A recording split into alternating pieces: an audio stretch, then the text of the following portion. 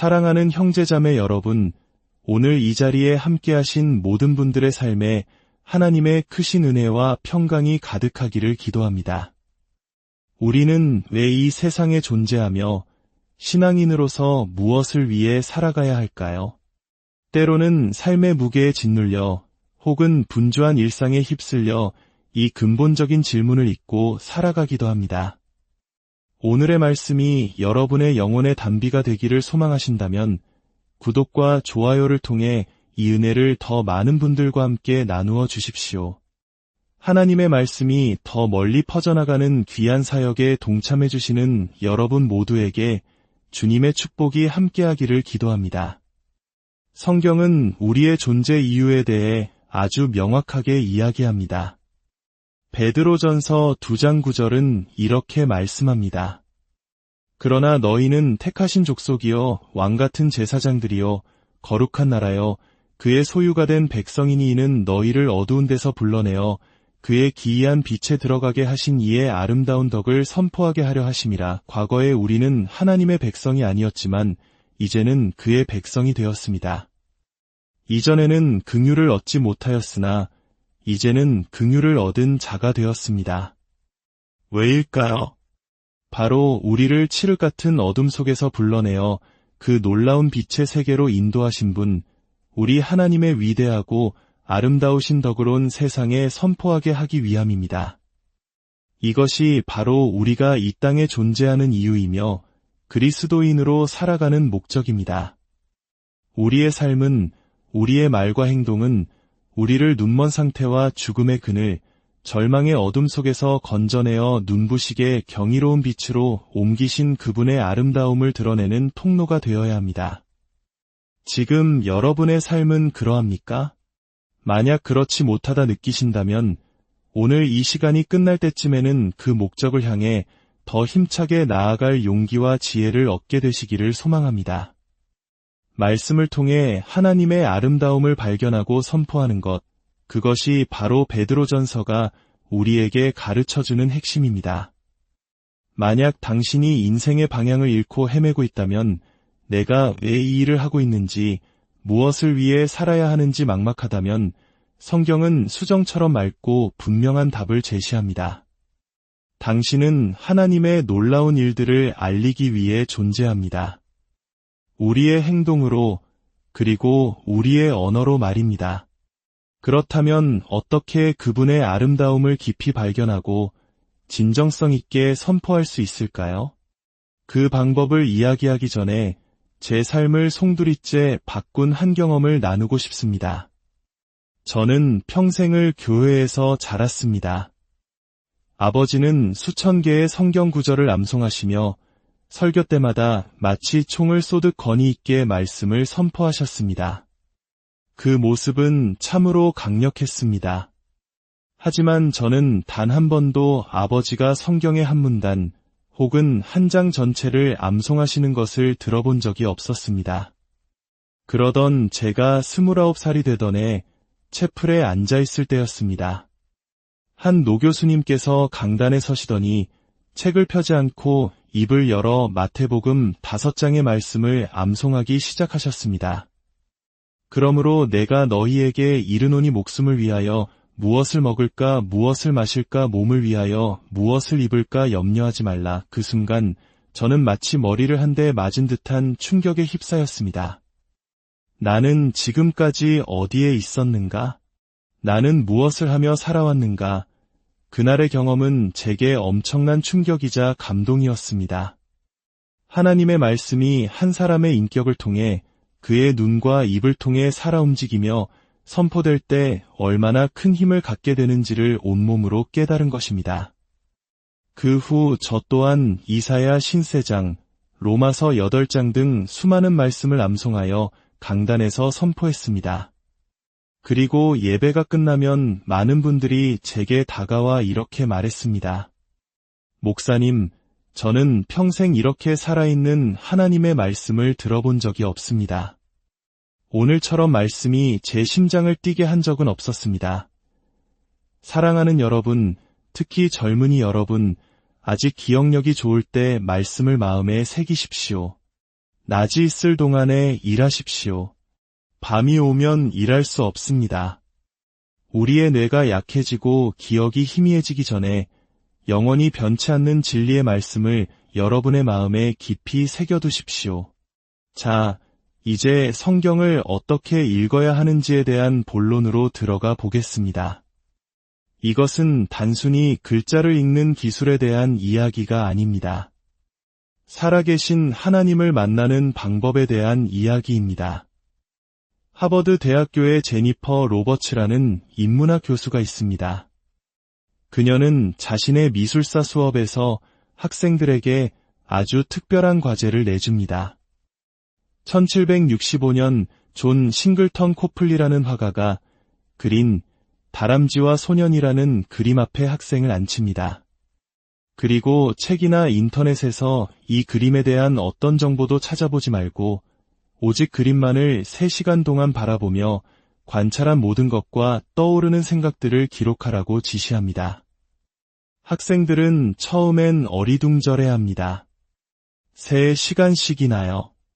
소년의 머리가 있고 꼬리가 있고 지느러미, 아니 다람쥐가 있네요. 10분이면 다 볼 것 같은데요. 하지만 교수는 묵묵히 말합니다. 계속해서 보게. 자네가 발견한 것이 그것뿐이라면 이 학교를 떠나야 할지도 모르네. 로버츠 교수 자신도 이 과제를 직접 수행했습니다. 그녀의 고백은 놀랍습니다. 그녀는 그림을 보기 시작한 지 9분이 지나서야 소년의 귀 모양이 다람쥐 배의 털 모양을 정확하게 반영하고 있다는 사실을 발견했습니다. 화가가 인간과 동물 사이의 감각적인 연결을 표현하려 했다는 것을 깨달은 것입니다. 21분이 지나서야 다람쥐를 묶은 쇠사슬을 쥔 소년의 손가락 너비가 바로 아래에 있는 물잔의 지름과 정확히 일치한다는 것을 알아차렸습니다. 그리고 무려 45분이 지났을 때 배경에 있는 커튼의 무작위에 보이는 주름들이 사실은 소년의 눈과 귀 모양을 완벽하게 복제한 것임을 발견했습니다. 마치 화가가 소년의 감각기관들이 주변 공간에 그 흔적을 남기는 모습을 상상한 것처럼 말입니다. 이 과제가 학생들에게 가르쳐주는 것은 무엇일까요? 로버츠 교수는 이렇게 결론 내립니다. 단지 무언가를 쳐다봤다는 사실이 그것을 제대로 보았다는 것을 의미하지 않는다. 저는 이 말을 들었을 때 깊은 울림을 느꼈습니다. 아멘. 그렇습니다. 우리가 성경책을 쳐다봤다고 해서, 심지어 그 내용을 암기했다고 해서 그 안에 담긴 진짜 의미를 보았다고 말할 수는 없습니다. 저는 지난 33년간의 목회 사역 동안 설교를 준비하며 성경 본문 자체를 들여다보는 시간과 주석서를 읽는 시간의 비율을 생각해 보았습니다. 보수적으로 잡아도 최소 10대 1이었습니다. 즉, 주석서를 1시간 읽었다면 성경 본문은 10시간을 들여다보았다는 뜻입니다. 왜냐하면 주석서는 제게 지식을 줄 수는 있지만 제 영혼의 불을 지피지는 못하기 때문입니다. 주석서를 읽고 나서 제 뼈 속까지 느껴지는 말씀의 권위를 경험한 적은 없습니다. 주석서를 덮으며 제가 발견한 하나님으로 인해 심장이 두근거렸던 적도 없습니다. 지적인 유익은 있지만 그 보상은 너무나도 작습니다. 저는 성경이라는 이름의 위대한 그림을 응시해야만 합니다. 이 텍스트 안에는 무한한 보화가 숨겨져 있고 제가 직접 발견해야 할 진리가 있습니다. 그리고 제가 직접 보고 그 말씀을 통해 하나님을 만났을 때에만 저의 선포는 힘을 갖게 됩니다. 그저 쳐다보는 것을 진정한 배움으로 바꾸는 것은 전략적 인내심입니다. 만약 당신이 다른 사람이 이 본문에 대해 뭐라고 말했는지 너무나 궁금해서 단 10분도 그 물고기를, 그 그림을, 그 성경 본문을 스스로 들여다볼 인내심이 없다면 당신의 신앙생활에서 얻는 열매는 평생 작을 것입니다. 당신은 언제나 남의 것을 빌려 쓰는 사람에 머물게 될 것입니다. 그리고 빌려온 지식으로는 위대한 설교자도, 위대한 부모도, 위대한 성경 공부 리더도 될 수 없습니다. 빌려온 지식에는 진정성이 없고 사람들은 그것을 기가 막히게 알아챕니다. 저 말은 어디서 주워 들은 것 같군. 저 사람의 것이 아니야. 진정으로 보기 위해서는 시간과 인내뿐만 아니라 질문을 던지는 습관이 필요합니다. 질문은 우리 눈을 열어 진짜를 보게 하는 강력한 힘을 가지고 있습니다. 만약 로버츠 교수가 학생들에게 소년의 귀와 다람쥐의 관계를 찾아보세요 라고 말했다면 그것은 이미 정답의 절반을 가르쳐준 셈입니다. 훌륭한 스승은 정답을 알려주는 사람이 아니라 날카로운 질문을 던지도록 훈련시키는 사람입니다. 우리 삶의 모든 영역에서 성경을 읽을 때도 마찬가지입니다. 스스로에게 꿰뚫는 질문을 던지는 습관을 들여야 합니다. 한번 실습해 볼까요? 잠언 6장에 나오는 구절입니다. 제가 읽어드릴 테니 이 말씀이라는 그림을 저와 함께 들여다보며 무엇이 보이는지 찾아보십시오. 어떤 패턴이나 순서, 그룹이 있는지 질문해 보십시오. 여호와께서 미워하시는 것 곧 그의 마음에 싫어하시는 것이 67가지이니 곧 교만한 눈과 거짓된 혀와 무죄한 자의 피를 흘리는 손과 악한 계교를 꾀하는 마음과 빨리 악으로 달려가는 발과 거짓을 말하는 망령된 증인과 및 형제 사이를 이간하는 자이니라. 자, 7가지가 나열되어 있습니다. 어떤 구조가 보이시나요?